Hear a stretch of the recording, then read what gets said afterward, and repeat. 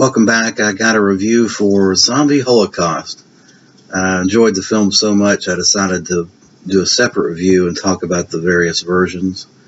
So Zombie Holocaust is an Italian film, came out in 1980, directed by Mirmo Girolami, whose father was Enzo Castellari. And Enzo, besides being a pretty good amateur boxer, was also a director of a number of films. He was born in 1917 and did all kinds of giallo and all different varieties of film. Anyway, his son, who had a pretty decent filmography himself, not so much in horror, but in just general films, did this Zombie Holocaust film. And it came out at the behest of the producer that decided he would try to cash in on the zombie and cannibal craze that was going on in the late 70s and 80s by combining those two elements. So what you have with Zombie Holocaust is you've got a cannibal storyline, you've got a zombie storyline, and if that's not enough, you've got ritual sacrifice as well as a mad doctor that's transferring brains of dead bodies and living people and creating zombies on this island. It's just a real hoot. I mean, and there's so many iconic murder sequences in the film that, man, it's must viewing in my opinion. So it was done. So this is the umbrella release. It was done right after the success of Zombie 2, Fulci's film. As I said, the producer was trying to cash in on the cannibal craze and the success of Zombie or Zombie 2 or Zombie Flesh, whatever you want to call it. There's so many different titles. Fulci's film. They even went back and, from a production standpoint, and filmed in apparently the same locations as Fulci's film. The film was supposedly on an island off the Maluku Islands off of Indonesia, but apparently they shot most of it in a rural area of Rome, Italy. And it's the same locations that were used predominantly for Zombie, and apparently that whole area is cordoned off now, and you can't even get to it. The film starts out, interestingly enough, with New York City sequences. You've got the beautiful Alexandra Della Colli, who's just one of the most beautiful blondes. I mean, tall. She's a tall drink of water. She plays an anthropologist that is part of. She's actually gotten an interest in the ritual sacrifices. She grew up on the island where all this is occurring, and runs into Ian McCulloch, who's investigating the murders and the cannibalism going on at this hospital. And that prompts them to head off to the island to investigate a doctor who's played by Donald O'Brien. Donald O'Brien did a lot of spaghetti westerns in 60s and 70s. So they soon find out that Dr. O'Brien that Donald O'Brien, who plays the doctor, is actually creating these corpses in the middle of course, some pretty horrific cannibal scenes and some iconic zombie kills. I mean, I think I mentioned it before, the zombie kill with the outboard motor to the face. I mean, that's worth the price of admission right there. I thought the makeup was great, special effects was great, and the storyline is just grindhouse sleaze fun. It kind of has, to me, besides a lot of similarities to the Fulci film, which is obvious, it has the same kind of entertainment level as Burial Ground, which is another classic, in my opinion, off-the-wall zombie film. So I can't recommend it enough. Now the question is which version to buy. So first off, there was a version Shriek Show put out, a DVD, back in the early 2000s. And I think most of that, I mean, you need to go with the Blu-ray. The first option would be this Umbrella Entertainment release, which I think you can pick up for £10 or $12, something like that. It's sparse on special features, however. It's got a high-def transfer of the camera negative, and it's got some interviews. It's got an interview with Roy Frumkes, and Roy Frumkes was the better known for Street Trash.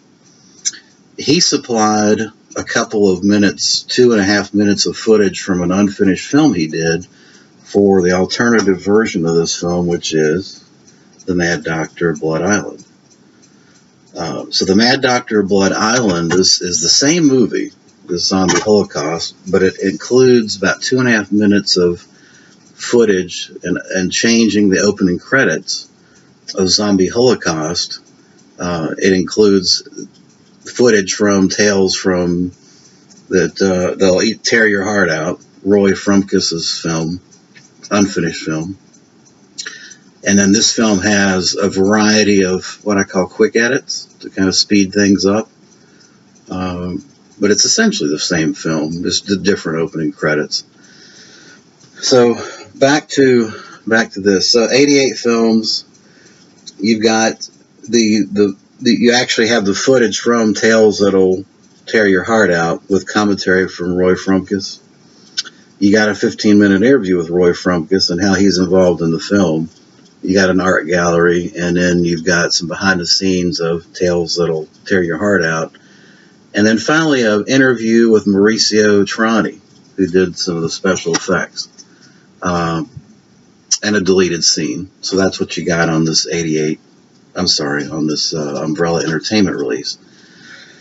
Now there's an 88 films release of Zombie Holocaust as well for about the same amount of money, and it's got a high-def transfer.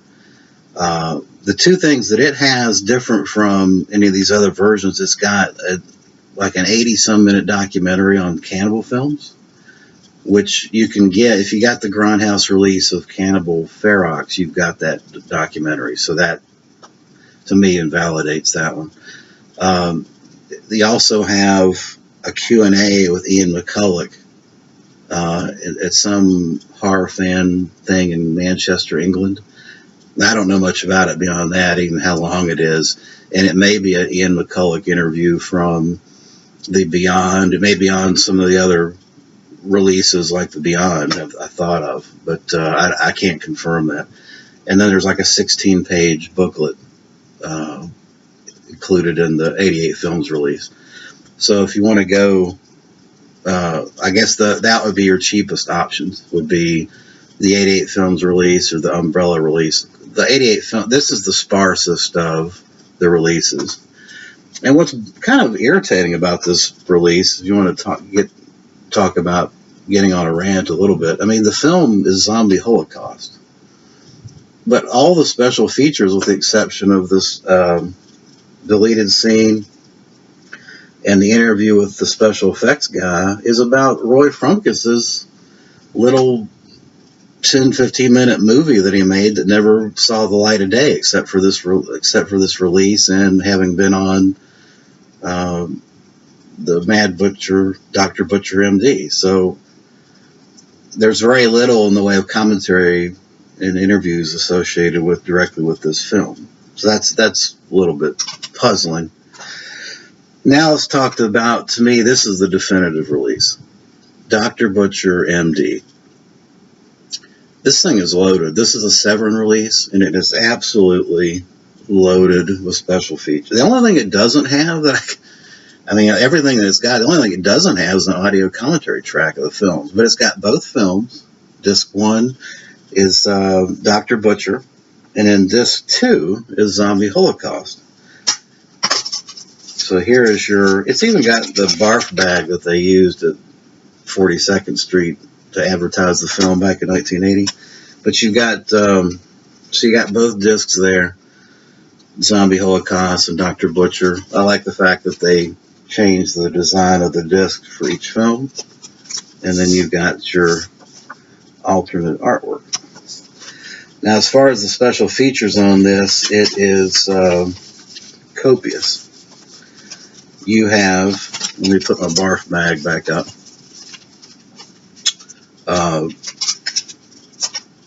So disc 1, Dr. Butcher, MD, the first thing, it goes in length as to why this film was created and why it's different from Zombie Holocaust. And the originator of all this mess is a guy named Terry Levine, who was a distribution guru back in the 70s and 80s in the 42nd Street atmosphere. So he was taking and buying all these different foreign films and repackaging it with new credits, tightening up the edits, and then distributing it through his theaters that he had in 42nd Street, and changing the title so that it would have a more appeal to an American audience. That's how this was created.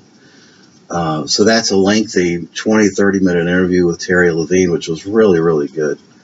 You also have a nostalgic tour of 42nd Street with Roy Frumkes. You have the same feature that you had on the other, which is Tales That Will Tear Your Heart Out. You've got that. You've got the same interview with Roy Frumkes, interview with him. You also have an interview with Gore Gazette editor back in the 70s and 80s when all these films were coming out just one right after the other, week after week. There were a lot of newspapers that were promoting and reviewing these kind of films that hit the 42nd Street. One of those was Gore Gazette, and they actually had the editor of Gore Gazette, that was fascinating as well. You have an interview with the editor. The editor of the film that created Dr. Butcher goes into detail about how Terry would buy these foreign films, do the quick edits, and change the opening titles, and then package these babies out to the market. So you even have the editor that did all that.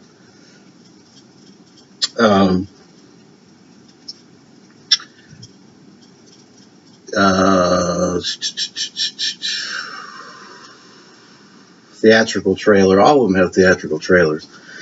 Disc 2 is a whole set of different stuff for Zombie Holocaust specific. You've got Voodoo Man, an interview with the star Ian McCulloch.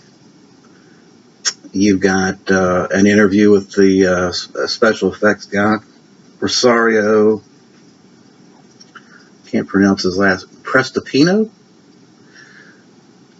You've got an interview. You got a different interview you got an interview with a special effects artist, Mauricio Trani, that's different. It's like 7 minutes. And it is different from the Umbrella release. So the Umbrella release, the one unique feature about this release is it does have like a 15-minute interview with Trani that's different from any of the others. So I will say that. You've got a historical perspective on Enzio Castellani, which I thought was very interesting. And then, if that's not enough, you've got an interview with the actress Cheryl Buchanan, and she's the girl that plays a reporter that gets operated on. She doesn't quite make it through through the film. But yeah, it's a 30-minute interview with her. Then you've got New York locations, then and now perspective of 42nd Street, Big Apple locations. And finally, Ian McCulloch singing Down by the River, like 3 minutes, a 1960s song that he put out, Down by the River. Great stuff. And fascinating information, and a great movie. The centerpiece around all these extras is a great centerpiece. So this, to me, the 7 release is the definitive release. This is what you need to get. And if you haven't gotten Zombie Holocaust in some format, I highly, highly recommend that you motivate yourself and do that. So thanks for watching. I hope that was helpful.